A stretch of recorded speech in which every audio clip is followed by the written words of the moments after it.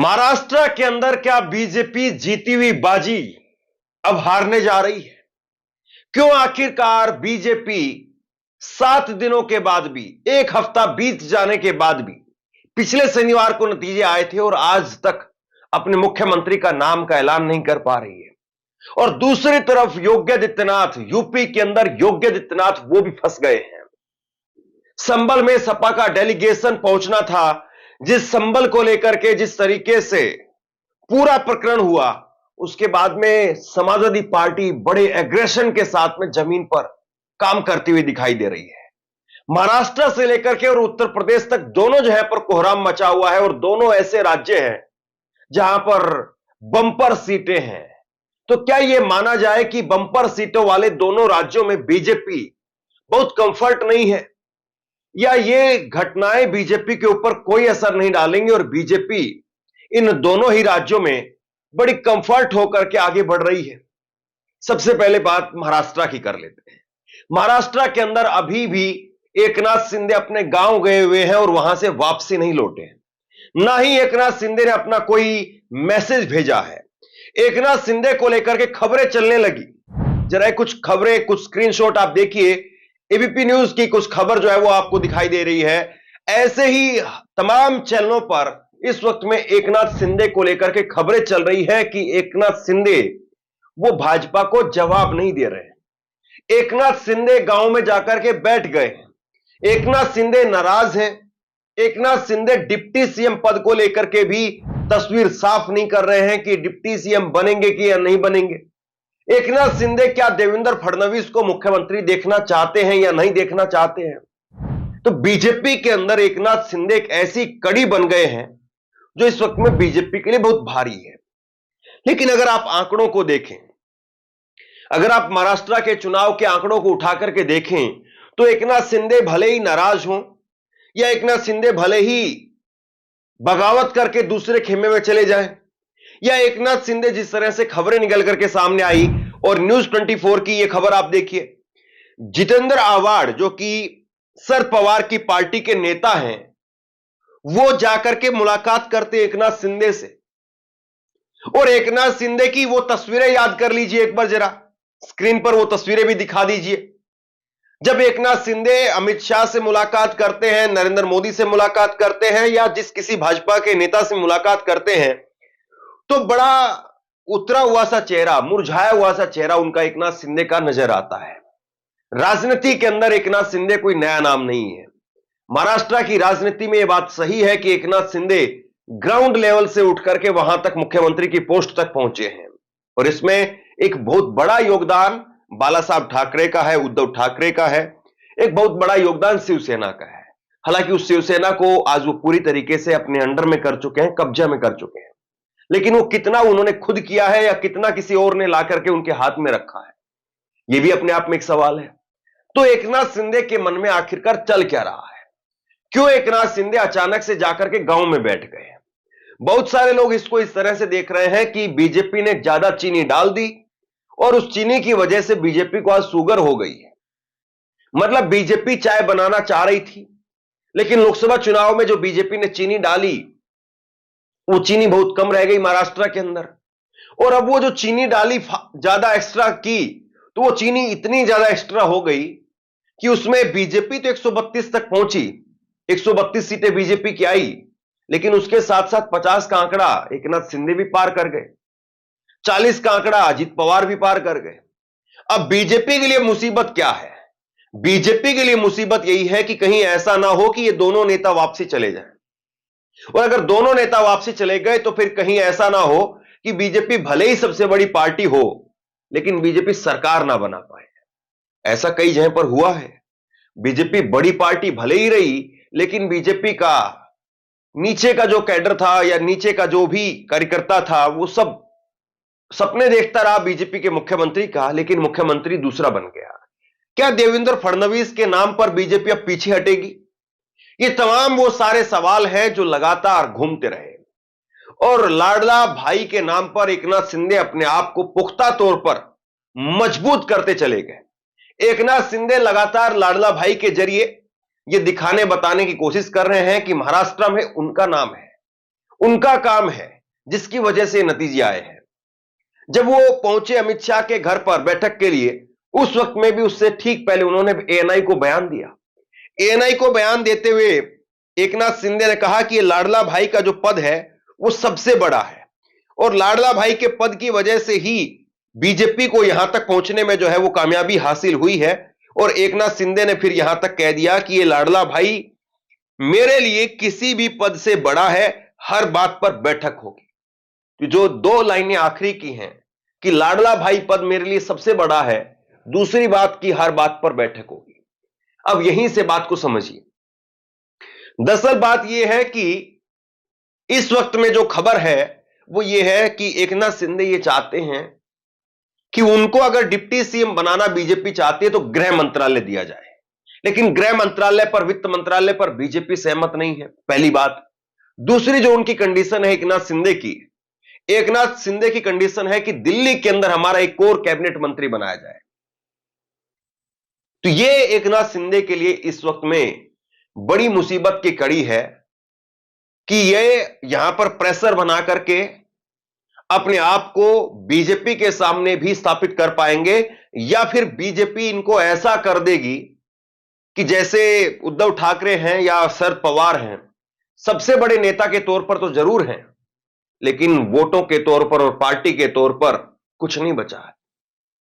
तो अमित शाह क्या एकनाथ शिंदे की बात मानेंगे, या अमित शाह वही हालत करेंगे एकनाथ शिंदे की जो अजीत पवार के साथ में मिलकर के शरद पवार की और एकनाथ शिंदे के साथ में मिलकर के उद्धव ठाकरे की। लेकिन एक बार यह भी कहा जाता है कि जिस रास्ते से आप किसी और को लेकर के आए हो, तो उस रास्ते के अंदर कौन कौन सी कमियां हैं और उन कमियों से कैसे बचा जा सकता है, इस बारे में आपका जो सहयोगी होता है वो बहुत अच्छे से जानता है। एक बयान निकल करके सामने आया है शरद पवार का। शरद पवार क्या कह रहे हैं वो भी जरा सुन लीजिए। शरद पवार कह रहे हैं कि यह पहली बार हुआ है कि देश में हुए चुनावों में लोगों को बहुत अशांत कर दिया है। चुनावों ने लोगों को बहुत अशांत कर दिया है। लोगों में निराशा है। हर दिन सुबह 11 बजे विपक्ष के नेता संसद में सवाल उठाते हैं, वे अपने मुद्दे रखते हैं, लेकिन उनकी मांग संसद में स्वीकार नहीं की जाती है। इससे साफ है कि संसदीय लोकतंत्र का पालन सही से नहीं किया जा रहा है। एकनाथ शिंदे क्या आखिरी पारी कोई खेल सकते हैं, कोई आखिरी दाव खेल सकते हैं, या एकनाथ शिंदे अब पूरी तरीके से महाराष्ट्र की राजनीति के अंदर एक बीते हुए अध्याय के तौर पर रह गए हैं? सवाल यह है। और क्या एकनाथ शिंदे अपनी आखिरी बाजी वो जीत करके अब बीजेपी को भी पटखनी देंगे, या बीजेपी के अंदर ही रह करके बीजेपी में अपना वर्चस्व बनाए रखेंगे? एक बड़ा जबरदस्त तेजी के साथ में, बड़ी जबरदस्त तरीके से जो एक मीम वायरल हो रहा है ये लाडली बहना के ऊपर। देखिए जरा आपकी स्क्रीन पर, ये डोंट माइंड गिरीश कुमार एक मीम जो है वायरल किया जा रहा है अखबार का, और इसमें कहा जा रहा है कि शिवराज जी, एकनाथ शिंदे कहते हैं शिवराज चौहान को फोन पर कि शिवराज जी लाड़की बहना योजना ने महाराष्ट्र में भी जिता दिया। दूसरी तरफ शिवराज सिंह चौहान की तरफ से कहा जा रहा है, ध्यान रखिए इससे सरकार तो बनती है, यानी जो ये लाडली बहना योजना है इससे सरकार तो बनती है, लेकिन योजना लागू करने वाला सीएम नहीं बनता है, एक्सपीरियंस है। तो ये एक्सपीरियंस शिवराज सिंह चौहान जो बता रहे हैं मीम के जरिए ही सही, लेकिन राजनीति में हर चीज के बहुत मायने होते हैं। क्या ये जिस तरीके से लाड़की बहना योजना शिवराज सिंह चौहान के लिए एक बहुत बड़ा एक ऐसा कदम साबित हो गई जिसकी वजह से उनको ही बाहर कर दिया गया? क्योंकि अगर बीजेपी महाराष्ट्र, मध्य प्रदेश में भी अगर प्रचंड बहुमत के साथ में नहीं आती तो शायद शिवराज सिंह चौहान को बाहर नहीं निकाला जाता, लेकिन वहां पर भी प्रचंड जनादेश आया, बहुमत आया और शिवराज सिंह चौहान को बाहर कर दिया गया। पोस्टरों से गायब हुए, हर किसी से गायब हुए, और फिर महाराष्ट्र से सीधा दिल्ली भेज दिया। क्या मध्य प्रदेश में जो हुआ वही महाराष्ट्र में होगा? दोनों का बॉर्डर भी शेयर होता है, दोनों का नाम, राशि सब एक है, और यहां पर भी वही राजनीतिक तौर पर हुआ है, प्रचंड जनादेश बीजेपी को मिला है। तो क्या अब एकनाथ शिंदे की बारी है? सवाल जो है वो इस बात का भी है। अब जरा ये तस्वीरें आप देखिए और सीधे आपको महाराष्ट्र से उत्तर प्रदेश लेकर के चलते हैं। उत्तर प्रदेश के अंदर संभल को लेकर के जिस तरीके से राजनीति हो रही है और संभल में शाही जामा मस्जिद के सर्वे को लेकर के सुप्रीम कोर्ट ने जो फटकार लगाने का काम कल योगी आदित्यनाथ की सरकार को किया और उसके साथ साथ ट्रायल जज पर भी रोक लगाने का काम, ट्रायल कोर्ट पर भी रोक लगाने का काम सुप्रीम कोर्ट ने किया, उसके बाद में आज समाजवादी पार्टी का डेलीगेशन संभल जाना चाहता था। और ऐसे में संभल के अंदर जब कल जुम्मे की नमाज हो गई, सब कुछ शांति प्रिय ढंग से हुआ, तो संभल के अंदर अगर कोई जाना चाह रहा है तो उसे क्यों रोका जाए। लेकिन संभल में जाने से जैसे सपा के डेलीगेशन को रोका जा रहा है, इससे तस्वीर जो है वो साफ हो रही है कि समाजवादी पार्टी अब राजनीतिक तौर पर यह संदेश देने से पीछे नहीं हट रही है कि बीजेपी मुसलमानों के साथ में अत्याचार कर रही है और वो बीजेपी के साथ में खड़े हो रहे हैं। देखिए, मुस्लिम जो राजनीति थी अभी तक जो हम देख रहे थे, वो एक ऐसे हाशिए पर चली गई थी कि चाह करके भी कोई मुसलमानों के साथ में खड़े होना या मुसलमानों के लिए बोलना ये हिम्मत नहीं कर पा रहा था। लेकिन अब बहुत कुछ बदला है। लोकसभा चुनाव के बाद में समाजवादी पार्टी एक बड़ी ताकत बनकर के उभरी उत्तर प्रदेश में और बीजेपी को पछाड़ दिया, हरा दिया। और उसके बाद में अखिलेश यादव अब गाहे बगाहे खुल करके मुसलमानों के नाम पर भी बोलते हैं। तो अब ऐसे में क्या उत्तर प्रदेश हो चाहे महाराष्ट्र हो, दोनों जगह पर आज डबल इंजन की सरकार है, लेकिन पूर्ण बहुमत होने के बाद में भी, डबल इंजन होने के बाद में भी विपक्ष जिस तरीके से परेशानी खड़ा कर रहा है, क्या बीजेपी वाकई कंफर्ट जोन में रहेगी? नरेंद्र मोदी उस पुराने तेवर में अभी भी नहीं लौट पाए हैं। योगी आदित्यनाथ वो भी उत्तर प्रदेश का उपचुनाव जीतने के बाद में भी उस पुराने तेवर के अंदर नहीं दिखाई दे रहा है। और संभल घटना को लेकर के भी आप देखिए कि योगी आदित्यनाथ पूरी तरह से बैकफुट पर है। संभल की घटना के बाद में योगी आदित्यनाथ ने कोई प्रचार किया हो या बयान में कोई बहुत ज्यादा जिक्र किया हो, दिखाई नहीं देता है। तो क्या संभल में वाकई बीजेपी ने जल्दबाजी कर दी?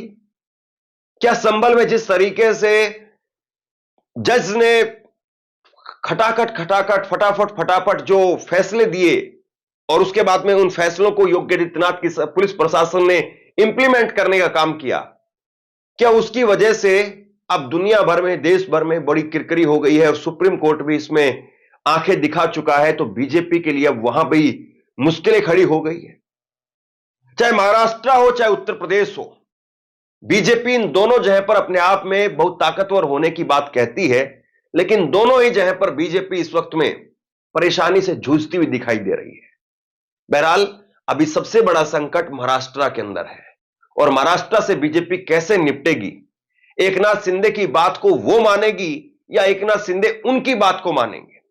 एकनाथ शिंदे उनके आगे झुकेंगे या वो एकनाथ शिंदे के आगे झुकेंगे?